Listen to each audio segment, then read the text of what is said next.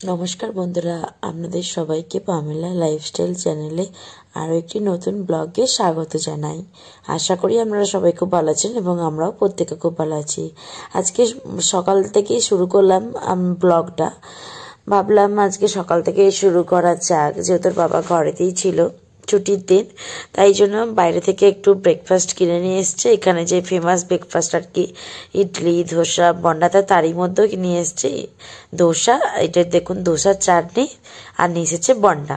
ইডলিটা যেহেতু ওর বাবা পছন্দ করে আর আমি অতটা পছন্দ করি না, তাই জন্য আমার পছন্দ মতোই দুটো জিনিসটা নিয়ে এসেছে। আর এই যে এইটা দুটো সাম্বার দিয়েছে, এগুলোকে সাম্বার বলে। এই যে দুটো সাম্বার দিয়েছে, কারণ একটা ওই যে বন্ডা কাগজে মোড়া রয়েছে, আর এই মাত্র যে খুললাম ওইটা হলো দোসা। তো দুটোর জন্য, তাই জন্য দুটো চাটনিটা দিয়েছে।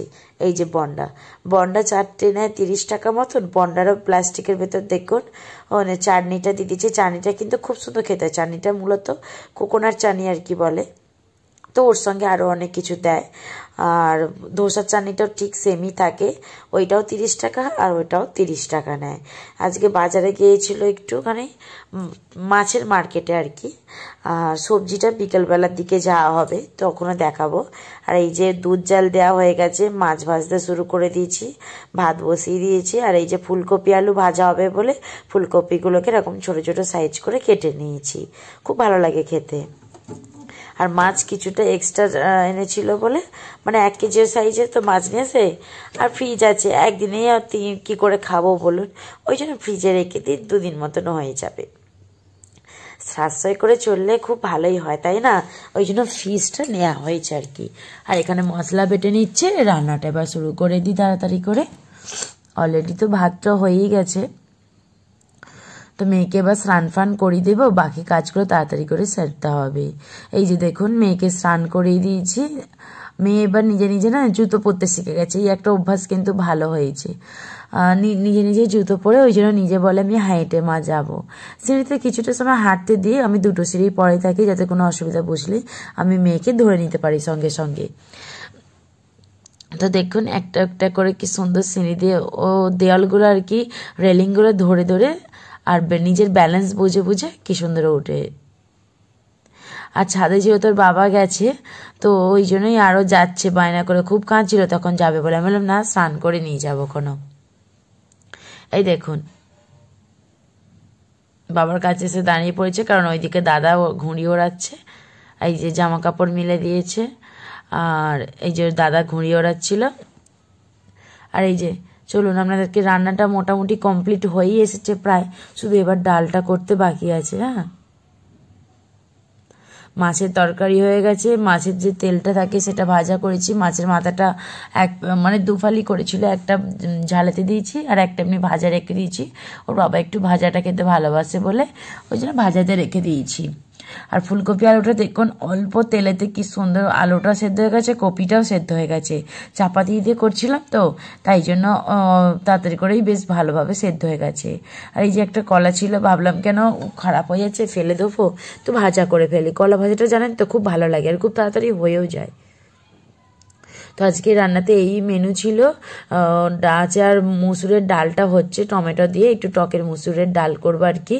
এই যে ভাত, মাছের কালিয়া, মাছের তেল ভাজা আর কি, তারপর ফুলকপি আলু ভাজা, ডাল, কলা ভাজা।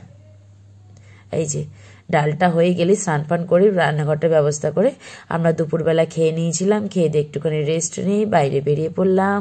বললাম না আজকে বাজারে যাব একটুখানি, তো আপনাদেরকে ভাবলাম চলুন ঘুরিয়ে দেখাই। তো এটা আমাদের বাড়ি থেকে বেরিয়ে সামনে এটা মাতা রানীর মন্দির। তো নমস্কার করি আমরা প্রত্যেক দিন, এটা দিয়ে বেরোই যখন, যেতে আসতে ঠাকুরকে নমস্কার করি আর কি যাই, যাতে আমাদের ভালোভাবে যেন সাবধানে বাড়ি থেকে বেরিয়েছি এবং সাবধানে যেন সকলে মিলে বাড়িতে ফিরে আসি, সে কামনা নিয়েই চললাম। আর আপনাদের সকলের আশীর্বাদ যেন আমাদের পাশে থাকে। এই যে আমাদের বাড়ি এটা সামনেরই পথ, এই পথটা দিয়ে আমরা আর কি মেন রোডে উঠবো। এই যে মেন রোডে চলে এসেছি। আর এই যে দেখতে পাচ্ছেন চূড়া মতনটা, এটা হলো জেল আছে এখানে, ঠিক আছে। ওই জেলটা যাতে কেউ ডিঙে এপারে না আসতে পারে, তার জন্যই এরকমভাবে পাকাপোক্তভাবে ব্যবস্থা করা আছে। তো তারই সাইড দিয়ে আমরা যাচ্ছি মার্কেটে যাওয়ার জন্য। মার্কেটে হলো মদিনা মার্কেট বলে, ঠিক আছে।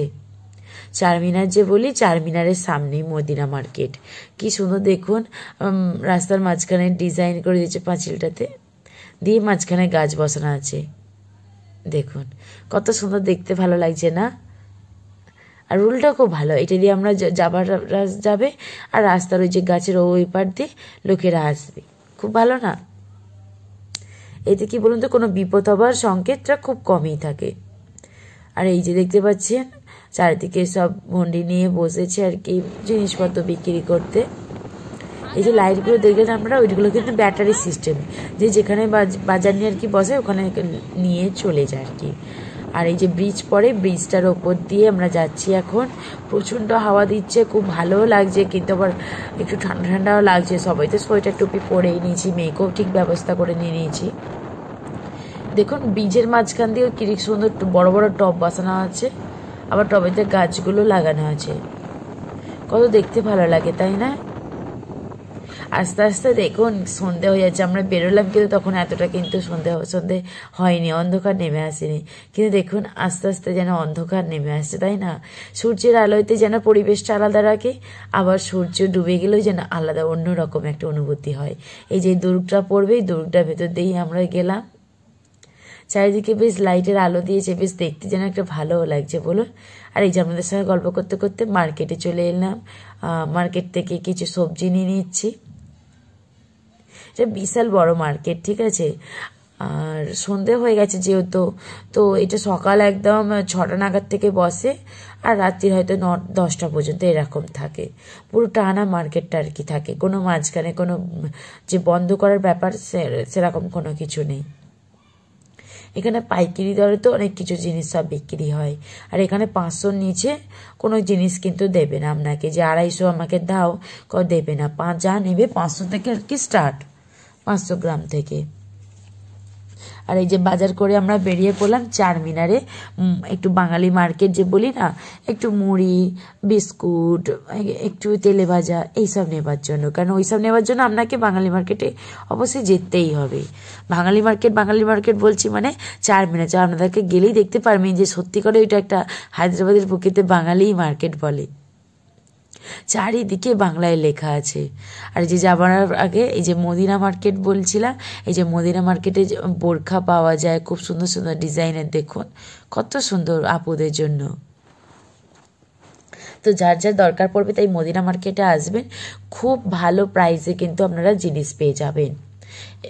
এই দেখুন না, ওই জন্য আপনাদেরকে একটু ক্যামেরার সাহায্যে বন্দি করে দেখালাম, ঠিক আছে। আর এই যে চারমিনার মার্কেট বলছিলাম, তো এই তো মদিনা মার্কেট কমপ্লিট করে আমরা চারমিনার মার্কেটে চলে এলাম। এই যে চারমিনার এখান থেকে শুরু হচ্ছে, তো আপনাদেরকে একদম স্পেশাল একটা ব্লগ করে দেখাবো। চারমিনার জিনিসটা যেহেতু অনেকটা বড় ব্যাপার আছে দেখাবার জন্য, তো আপনাদেরকে আর একটা আলাদা করে ব্লগ করে ভাবছি তৈরি করে দেখাবো। এরই মধ্যে থেকে একটুখানি এক ঝলকের মতো চারমিনারটা দেখে নিলাম। হায়দ্রাবাদের মোস্ট পপুলার জায়গা হলো চারমিনার, হায়দ্রাবাদের চারমিনার। তো একে একে আমার সঙ্গে থাকুন, হায়দ্রাবাদে এলে কোথায় কি ঘুরতে গেলে কি কি দেখতে পাবে না পাবে সব আস্তে আস্তে আপনাদের সঙ্গে আমার এই ব্লগের মাধ্যমে তুলে ধরবো। দেখুন রাস্তায় কেমন জ্যাম হয়েছে, এই জ্যাম ঠেলেই আমাদেরকে আমাদের গন্তব্যে ঠিক পৌঁছে যেতে হবে। এই দেখুন দূরে দেখতে পাওয়া যাচ্ছে যে চারমিনার যে গেট, ওইটাই কি বলে চারমিনার। চারমিনার ও গেটের ভেতরে তো আর কি ওঠা যায় ওপরেতে, সেরকম ব্যবস্থা আছে। আর এই যে চারমিনার গেটের সামনে এটা পড়ে। এই যে ওখানে ঠিকানাটা বলুন কিভাবে আসবে। আচ্ছা এইদিকে দেখে বলুন। চারমিনার তেঁতুলতলা, এটা তেঁতুলতলা। দোকানের নাম কি? এখানে বাঙালি সবকিছু পাওয়া যায় তাই তো, মুদিখানা আর মুড়ি এইসবও পাওয়া যায়, ঠিক আছে। তো আমার চারমিনার যদি কোনো ভিউয়ার্স সাবস্ক্রাইবার থাকেন তো তারা চলে যাবেন তেঁতুলতলা। ঠিকানাটা কাকু বলেই দিলে, মূর্তুর্জা ট্রাভেলসের বাস, ট্রেন, প্লেন এইসব কিছু টিকিটের বুকিং করা হয় এবং ফোন সার্ভার হয়, মানি ট্রান্সফার সব কিছু হয়ে থাকে। চলুন এবার বাড়ি ফেরা যাক, বাড়ি দিকে দেখাবো যে আপনারা কি কি মার্কেটিং করলাম আজকে।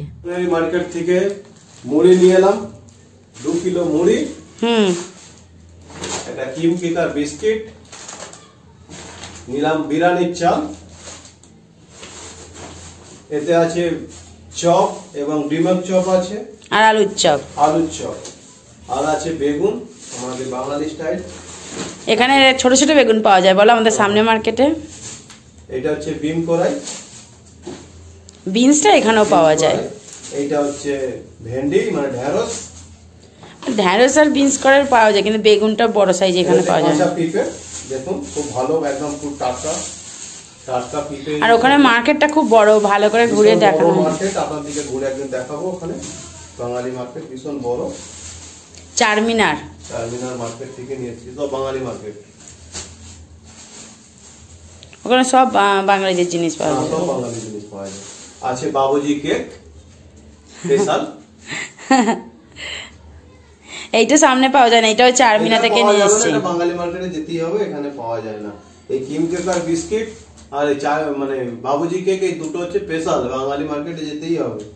আর এই বাকি সব এইসব মার্কেটে পাওয়া যাবে, পিঁপে টিপে এগুলো সব পাওয়া যায়, পিঁপে ঢেঁড়স বিম কড়াই বেগুন।